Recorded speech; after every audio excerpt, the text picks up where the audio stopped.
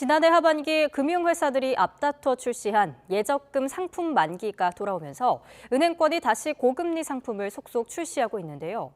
수신 경쟁으로 대출금리도 덩달아 오를 걸로 보이는데 금융당국도 선제 대응에 나섰습니다. 엄윤주 기자가 취재했습니다. 최근 수신금리가 연 4%를 넘보며 꿈틀거리고 있습니다.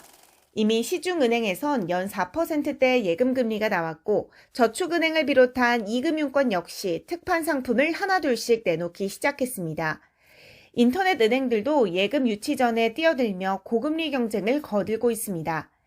이렇게 수신 경쟁이 불붙은 건 지난해 하반기 레고랜드 사태 이후 은행들이 앞다퉈 출시했던 고금리 특판 상품의 만기가 이번 달부터 차례대로 돌아오기 때문입니다.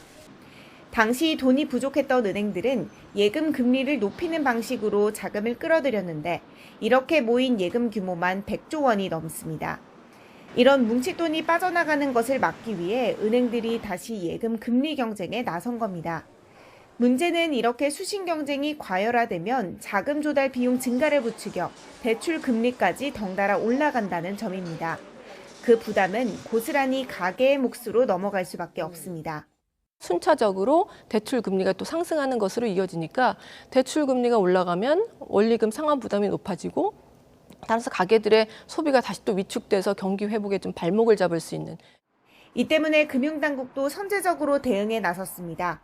다음 달부터 저축은행과 새마을금고 등 상호금융권의 자금 재유치 상황과 금리 수준을 보고받기로 했습니다.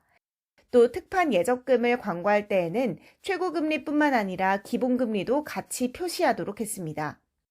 이 같은 관리에도 은행권의 금리 경쟁은 이어질 수밖에 없을 것으로 보입니다. 이럴 경우 대출금리 인상이 취약차주들의 연체율 급등으로 이어지지 않을까 금융당국이 예의주시하고 있습니다.